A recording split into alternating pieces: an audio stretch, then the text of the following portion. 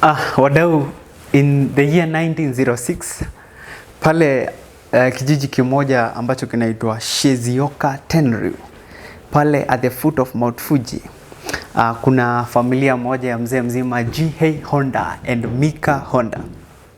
Hao wanajaliwa na Asan ambayo wanamuita Soichiro Honda, but this is a family ambayo haijiwezi sana kifedha. So Soichiro Honda anajaliwa na other 5 siblings, but as he's very young, as he's just a kid, unfortunately they died due to health issues, kwa sababu hii ni familia ambayo haijiwezi. So G.H. Honda is a blacksmith pale, mambo ya chuma and is a bicycle repair, whereas bibi yake pale Mika Honda ni weaver, na weave pale vikapu. So wanalea this their kid Soichiro Honda, wanamlea. Remember that they have lost the other 5 kids, but wanajiskuma na jizatiti. Wanajizatiti, they bring up this boy very well. Na kijana, when he is 8 years old, while he's walking, anasikia ama his attention is captured by a rumble. Anasikia kitu inaguruma, and he tries to follow the where the rumble is coming from. So anaenda anakutana na a machine that is moving in 4 wheels, and hii kitu inamshangaza sana, and it leaves a mark on his life. So this machine happens to be a Ford Model T. It happens to be a car, and it happens to be Ford Model T. So Soichiro analan ku maintain farm machines pale, remember maintenance ya farm machines, so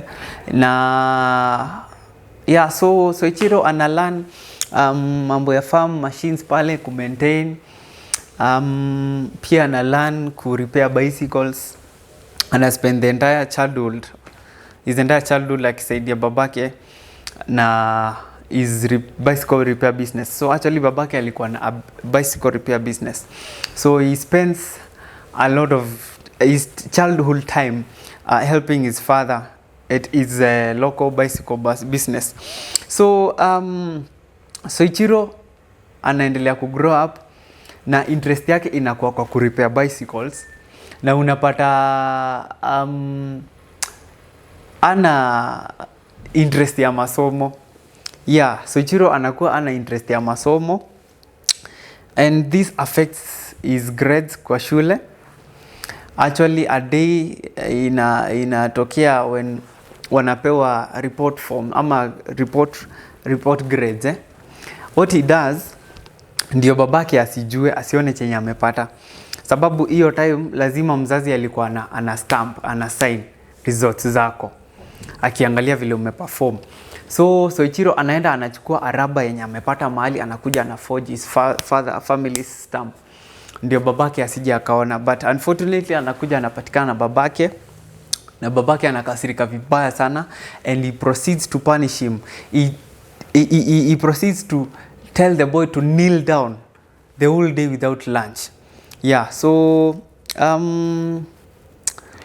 bado Soichiro inakuwa he isn't interested in studies, but in the year 1922, remember the boy still growing up, tulianza pale 1906 vile alizaliwa. Anakuja anapatana na a magazine advertisement of a automobile or a car servicing company in Tokyo. So he proceeds and applies. Remember these anapatana na advert ya kampuni yenye ni kubwa inajulikana, that is popular in car or in automobile repair services pale Tokyo. So he proceeds to apply, and fortunately he gets a positive response. So at the age of 15, Soichiro quits school and moves to Tokyo in pursuit of his dreams. So anafika pale Tokyo, na anakuwa fascinated, anakuwa overwhelmed na vile the city iko. Remember kwao ni pale show, Shizuoka Tendro, it's at the foot of Mount Fuji, ni village, kwa huko village ndani. So is fascinated kwa na vile town iko developed, vile kuko. Yeah, so anaenda pale ile automobile car service ama ile automobile repairing shop yenye ameapply. Anaenda anapatana na mwenyewe pale kwa jina la Yuzo Sakakibara. Yeah, and this mzee Yuzo Sakakibara anakuwa kuna job moja ya Soichiro. Na hiyo job inakuwa ni gani? Ya kubabysit mtoto wa Yuzo Sakakibara. So Soichiro anakuwa disappointed after a few months cause anaona hapati shilingi yenye ni amana. And remember chenye kiko kwa hati yake ni mambo na magari. Yeah, since aona ile gari akiwa 8 years old, amekuwa na interest ya kuripea. Hata akiripea baiskeli na babake pale, ako fascinated na vile machines zina work, engines pale nini. So akikuja apewe kazi ya kubabysit mtoto, kila time akona mtoto kwa mgongo, ana move around, ana check on the baby, inakuwa ni kitu moja aimfurahishi sana. But on the other side, akona shida. He doesn't want to go home to face his parents as a failure. So anakaa pale anavumilia. And Yuzo Sakakibara, this repair shop iko na demand sana. So to catch up with the demands, he pulls up our boy Soichiro Honda to come and help with manual tasks pale. So kidogo anaanza kusaidia pale manual tasks. And ana portray talent na dedication.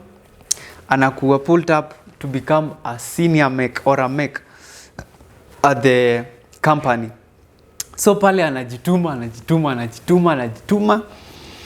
until mwenyewe anaona this guy is really dedicated. Anaonesha dedication na talent kabisa vile, like you kitu iko kwa roho. So he proceeds.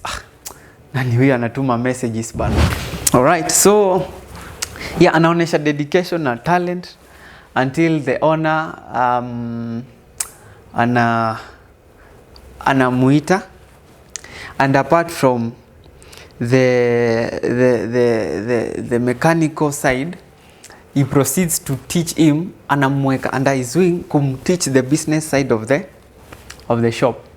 So Soichiro goes on becoming familiar with the wide range of cars that are being brought for repair during that time. And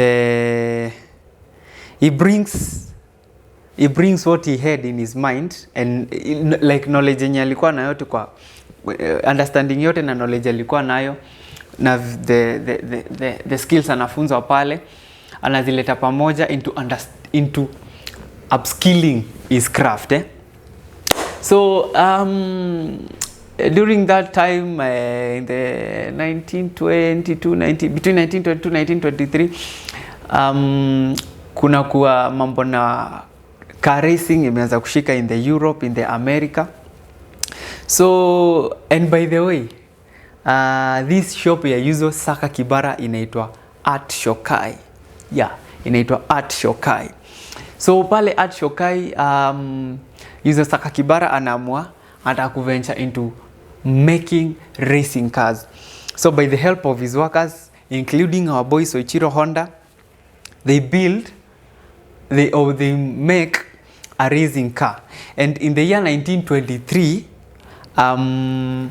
in the fifth Japan Motor Car Championship, Sakakibara's brother anatake first position as the driver, and Soichiro our boy as the accompanying engineer. So wanaanza kufanya mambo, they join the racing championship. Wanaanza kumanufacture racing cars in the year 1923. So wana participate kwa hiyo rally, and from that rally in 1923, car racing inaikuwa kwa damu ya, like inafurahisha kijana wetu Soichiro sana.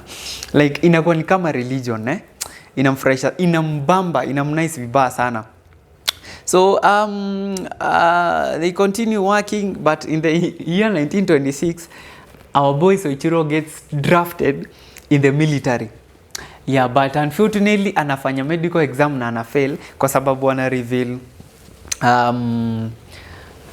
ako colorblind. So anarudi pale Art Shokai pale kwa Yuzo Sakakibara, anaendelea kufanya mambo na repair pale.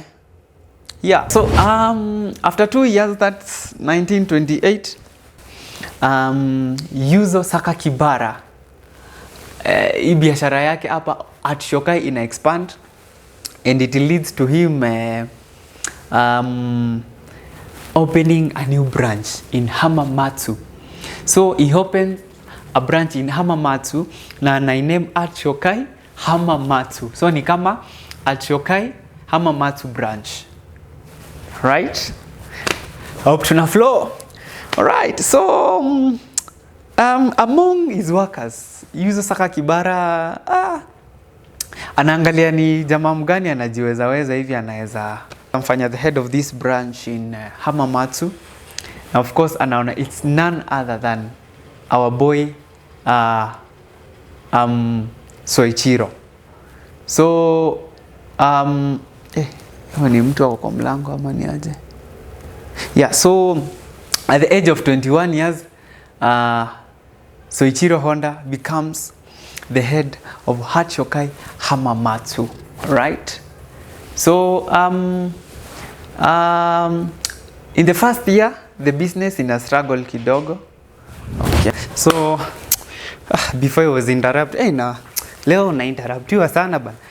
Tulikuwa wapi? Yeah, so anaandikwa I mean sikuandikwa. Oh yeah, anyway, sikuandikwa. Anakuwa in charge of Art Shokai Hamamatsu. Alafu in a struggle for the first 1 year. Yeah, in a struggle for the first 1 year. And this guy with his knowledge and understanding of the craft anaifanya ishike, anaifanya busy ishike.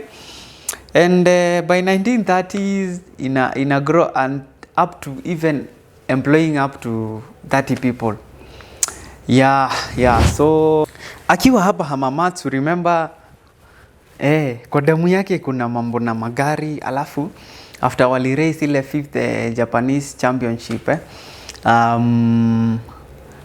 hiyo mambo ya racing ilimuingia sana kwa damu. So pale Hamamatsu anatengeneza Hamamatsu racing car ambayo pia inaanza mambo ya rally na ina set a new record ya kwenda up to 120 kilometers per hour. And hakuna gari at that time ilikuwa inaenda up to that speed 120 kilometers per hour, na hii ilimfanya a stand out among his other peers. Yeah, so aliendelea kuingia mambo ya racing, and in June 1930 unfortunately he was involved in a very terrible accident and he almost died. His face was damaged, akapata fracture kwa mkono na shoulder yake moja, the left arm ikakuwa fractured, shoulder yake moja ika dislocate. His family was not that happy with him engaging in racing. So after 4 months bado alienda kwa race track tena, alirudi race even after spending 4 months while recuperating kwa hospitali. Alirudi na hii kitu ilibosana bibi yake. By the way, vile alikuja Hamamatsu pia after kuandika watu wakafika 30, alita bibi yake waanza kufanya naye pamoja. Yeah, I'd forgotten that point. So bibi yake hii kitu ilimbona na babake Jihei Honda alibweka sana. So after some few arguments akaamua wacha ikae. So akarudi pale Hamamatsu, and he was tired of repair work. Remember, bado ile gari aliona ile Ford Model T, alikuwa na dream bado ya siku moja kuja kutengeneza magari. Na kumeja like alikuwa na dreams tu kubwa kubwa, so alichoshwa na mambo na repair work. So akakuja hapa at Shokai Hamamatsu, and he spoke with the shareholders. Akawaambia, we'd like to separate this company tufungue maybe repair, ikiwa na repair work tufungue ingine hapa kando, kwa sababu alikuwa na maono ya kutengeneza car parts. Car parts alikuwa anataka sana kutengeneza pistons. So akakuja akasell the idea to the shareholders of at Shokai yote generally, sababu kulikuwa na at Shokai Tokyo na Hamamatsu. He sold the idea, but they didn't like it. They felt like it's a gamble game, and they felt like from the repair works the company ilikuwa ina generate enough income, revenue and profit. So wali feel it's like a gamble game, ni kujaribu. So wakamwambia story hizi kanyagia. So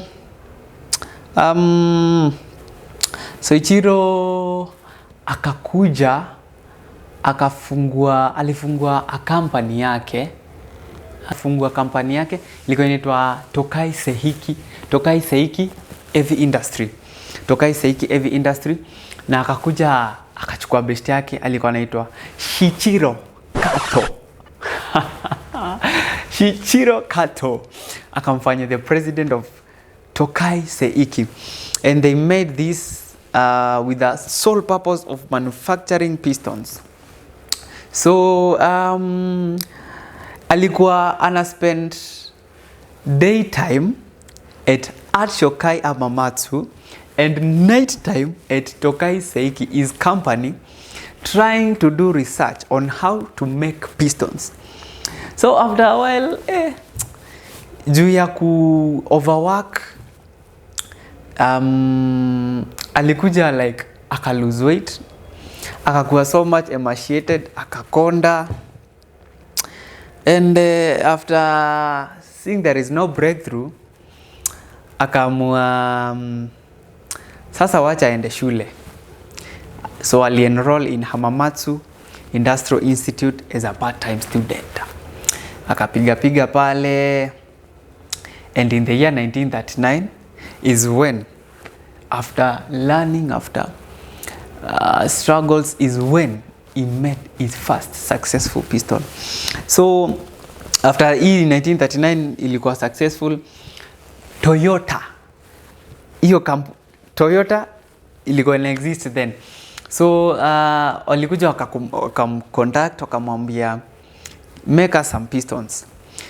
Unfortunately, out of 50 pistons which our boy Soichiro made, only 3 surpassed Toyota standards. Hii kitu ilimpiga setback ingine mbaya sana, but the guy didn't give up. Alipause for a while, and akaenda akazunguka the whole of Japan, kwenda kwa universities, kwenda kwa steel making companies, akijaribu kuangalia vile they are making pistons. So after alikuwa confident na sure of his knowledge na understanding of making pistons, akarudi pale Tokai Seiki Heavy Industry.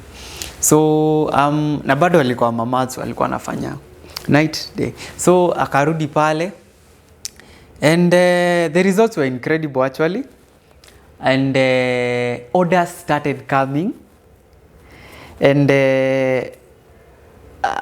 vile alikuwa confident sasa, vile aliona maorders zimeanza ku increase, aliresign kule Hamamatsu, kule at Shokai Hamamatsu kwa Yuzo Sakakibara, akarudi huku kwake, na akaandika up to 2,000 people just to meet the demands that zilikuwa zina come through za pistons. So kampuni ikaendelea vizuri until 1941 when Japan joined the Pacific War, and his company was blessed under the direct command of the Ministry of Munitions. Munitions, I guess, ni mambo ya defense ama interior, I guess so. So 1941, after being placed under the direct command of Ministry of Munitions, 45% of the company ya Soichiro ikakuja ikanunuliwa na Toyota. Yeah, and actually Soichiro was demoted from being the owner of the company to being the senior managing director. So mambo ya wowo ikiendelea hivyo kidogo, 1941 hapo ikashika, watu wakaanza kuquit, especially the male gender ikaanza kuquit as they were being drafted to join the military, wafaitie nchi yao. So mambo ikakuwa mbaya, miaka ikaenda, cause Japan I think wali surrender around August 1945. Yeah, Japan wali surrender 1945.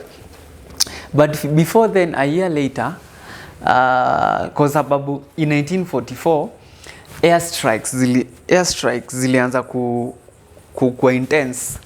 Yeah, mabomu ile ya huku majuu na ndege zilianza kuwa intense. Actually, kampuni ya Soichiro ilikuwa hit by a direct bomb blast.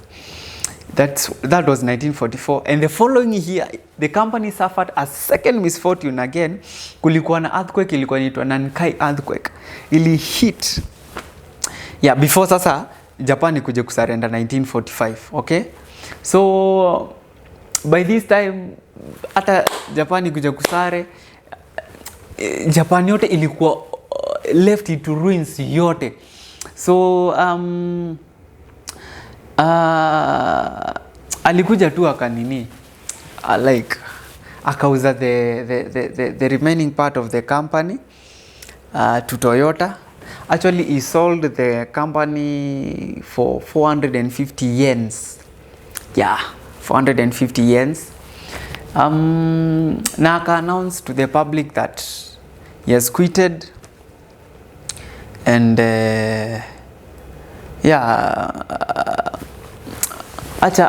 atajua amequit, like ndo ajue what the future and what the future holds for him. So a year later, after 1945, Japan imesare, kulikuwa na an economic meltdown. So kulikuwa na shida ya food, kulikuwa na shida ya shelter. Actually yeye mwenyewe Soichiro angeweza kufuel gari yake aende kwa market atafutie familia food, unaona. So ilimpiga sana, ama the war ilipiga Japan at that time sana. And after some time alikam akakutana na a generator yenye ilikuwa inatumika na Japanese Imperial Army to power wireless radio zile za communication. Na akatake time akaistudy the way it worked, na akakuwa so fascinated na vile ina work. So something or an idea struck in his mind. Akajiuliza, what if I clipped this generator kwa baisikeli, si itaenda? Okay. So akachukua, by the way, I think ilikuwa imeacha huko, ilikuwa imeachanishwa na huko because alichukua na huko mavichaka. Remember the war ilikuwa ishatulia. So in the year 1946 kuna old warehouse alikuwa nayo, anachukua hiyo generator and using the old warehouse that he had, he establishes the Honda Research Institute, na anaandika watu 12 with the sole purpose of clipping an engine into a bicycle. So ana pambana pale, and this was not a new idea. In Europe ilikuwa imedominate sana mabaiskeli hivi kwa nini, mabaiskeli kwa engines na zina move. So alifeel hii ni kitu itasaidia Japan sana, kwa sababu they needed a cheap mode of transport. Remember they had experienced war which led to an economic meltdown. So watu walikuwa wamesota, so wase walikuwa wanahitaji a cheap mean of transport or mode of transport ya kuwa move around. Sawa sawa. So anajaribu with some spare parts zenye aliokota nini na the engine, but unfortunately zinaisha. Yeah, ana run out of engine, but anaanza ku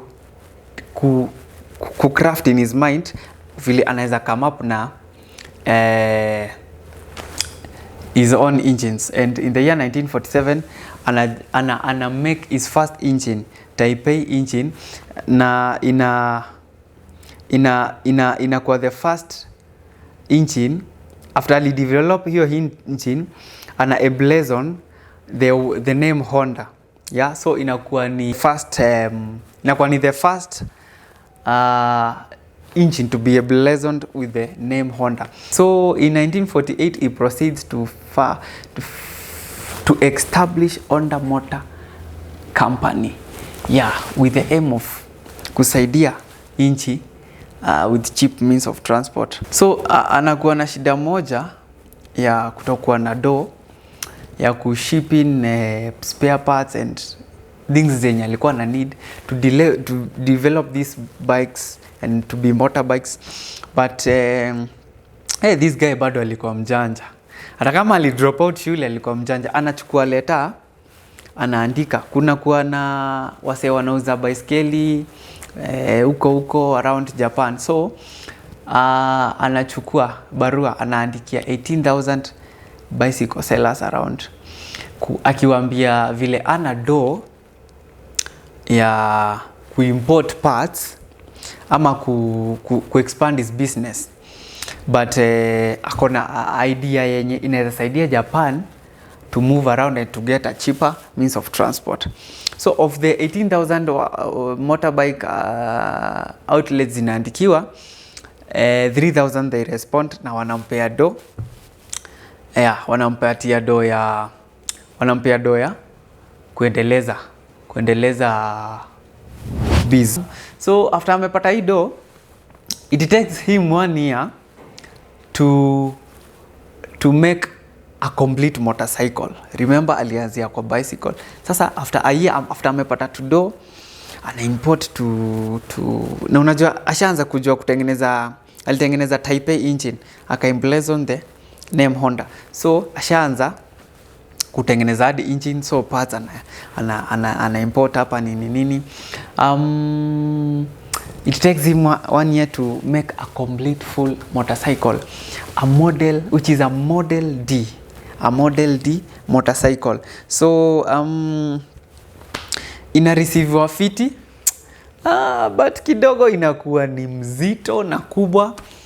So haipendi sana, inakuwa ni achievement but ni vile ni kubwa na nzito, so haipendi sana.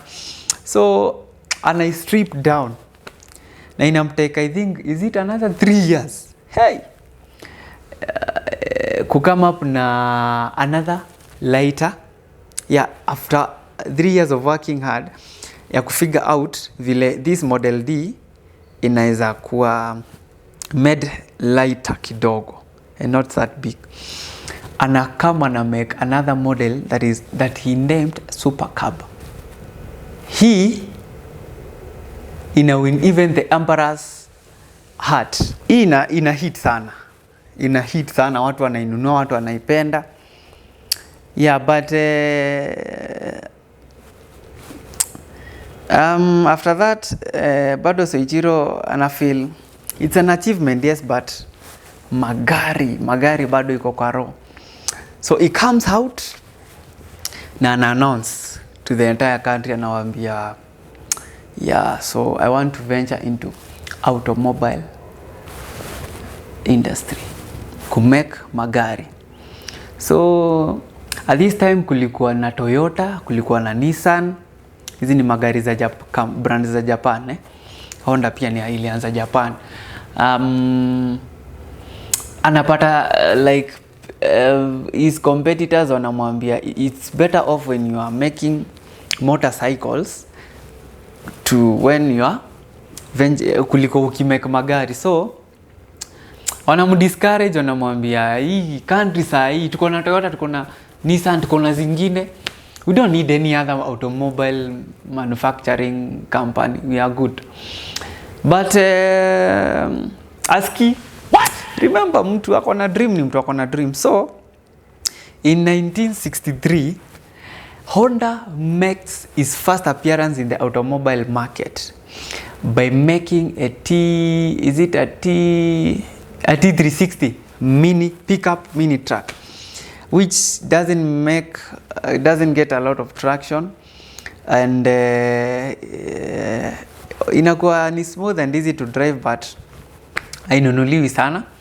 And wanafuata kutengeneza ingine which is a sporty car, which is a 2-door roadster by the name Honda S500. Hii nayo inakuwa ni kagari ka smooth ka fiti sana, but wana manage kutengeneza just 1300, yeah, 1300 in number, making it the rarest car to make. So magari yanaendelea kufanya kumanufacture actually in 1964. Sasa hizi magari zake anaanza kuweka kwa rally, motor racing. So juu racing bado ilikuwa kwa damu. So in 1964 ana participate in the Belgian Grand Prix car rally championship with a Honda RA272, I guess, yeah. Now in the following year 1965 ana participate in Mexican Grand Prix with another model of car. Sikumbuki vizuri ni RA372, yeah. Hizi ni series zake zilikuwa specifically za racing. So despite it taking lead in racing, bado unapata, kwa sababu alikuwa anajaribu kuweka kwa racing, ni kama a sort of advertising, yeah. Watu wanunue magari za Honda, but I beat competitors. Remember kuna Toyota na kuna Nissan, bado I meet competitors wake, aiwafiki. So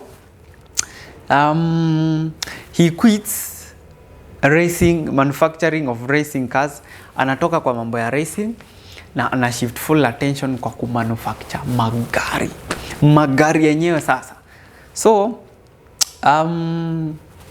he proceeds to make a model car that is loved by people, dominate the whole of Europe, the America, na wali manufacture gari kwa jina la Honda Civic. Hii gari ilikuja na a fuel efficient feature yenye ilikuwa device, sababu in 1970s kulikuwa na global oil crisis ama fuel crisis. So it was a CVC, it was ilikuwa inaitwa nasahau, compound vortex controlled combustion, compound vortex controlled combustion, CVC. Hii feature ilikuwa ina allow commuters to drive for long distances without burning a lot of fuel. So in the 1970s, Honda iligrow rapidly. Wase walipenda juu kukuwa na mafuta. So hiyo CVCC controlled vortex hiyo CVC naisahau. But yeah, ili gain traction sana. Wase walipenda, and they proceeded with manufacturing another model of car ambayo ni Honda Accord. Yeah, they made Honda Accord. Now this one was moderate in size, the same feature, and ilishika market sana, by the way, ilishika market sana. And by the 1980s, Honda was the largest car manufacturing, the third largest manufacturing car company in Japan. So after a decade, ikakuwa ranked third biggest car manufacturing company in the globe. Yeah. So in 1973, Soichiro akaretire, and unfortunately in 5th August 1991, Soichiro Honda akaiaga dunia. Yeah, and since then Honda is one of the top ranked car manufacturing companies. Wako na magari mingi sahi. Sahi munapenda hii kadudu inaitwa Honda Fit sana. Munapenda sana. Honda Fit. Munapenda sana. Munasema akakunywi. Munasema nika common mwananchi, first car buyers, Honda Fit munapenda sana. Kuna zingine kama Honda Crossroad, kuna Honda Stream, kuna Honda CR-V, kuna hii ingine inaka model ya Toyota Noah, Toyota Voxy. I think inaitwa Toyota Honda Hiace. Honda Hiace. Yani gari niliona iko na feature mzuri, yani pale kwa kiti nyuma unakaa ni kama uko kwa ndege. Yeah, unakaa ni kama uko kwa ndege. It is that good. Kuna starehe hivyo. Kuna Honda mingi sana. Yeah, siwezi kumbuka zote. Honda CR-V ni all wheel drive. It's a very good car. Yeah, ni mingi sana, siwezi kumbuka zote. Ebu let's meet in the comment section. Ebu museme ni mtu aseme favorite Honda car yake. Unajua Honda Fit mtasema kwa wingi. Kuna Honda gani nyingine? Honda Crossroad mnaijua vizuri. Honda Airwave. Kuna Honda Crossroad kweli? Ama ni Honda Airwave. Yeah. Yes. So Soichiro Honda akafanya tukue na Honda cars. Yeah. In today's world. Yeah, so through mzee mzima Soichiro, we now have Honda cars. Yeah, so yeah, that's the story behind Honda. Yeah, share the video widely. Wale wana drive Honda na wajui nani alianzia, wajue. Mnajua Honda tu lakini hamjui Soichiro Honda ndio ali come up na hizi ma Honda mnatembea nazo hapa town. Apart from cars, I think they also manufacture vitu zingine. It's an expanded brand. It's already an expanded brand. Yeah, so don't forget to subscribe. Hi manze usiwatch video na uja subscribe jameni. Usiwatch video na uja subscribe. Inako cost just 1 second. In fact, take a second na ufinye subscribe. Finya subscribe. Haita kucost. Mefinya. Sasa enda pia like. Like inakuanga hapa. Enda ufinye like. Nice one. Yeah, na ushare pia. I'm impressed. Kuna wase wanashare kwa status bana. Ndawakuwa na watag hapa. Kuna wase wanasema, inatujenga sana. Bro, inatujenga. Bro, inatujenga. So, iwajenge sana. Make sure you subscribe. Make sure you share. Yeah. Iwabambe sana. Au sio? Mwisho wa kipindi. See you next time. Iwabambe.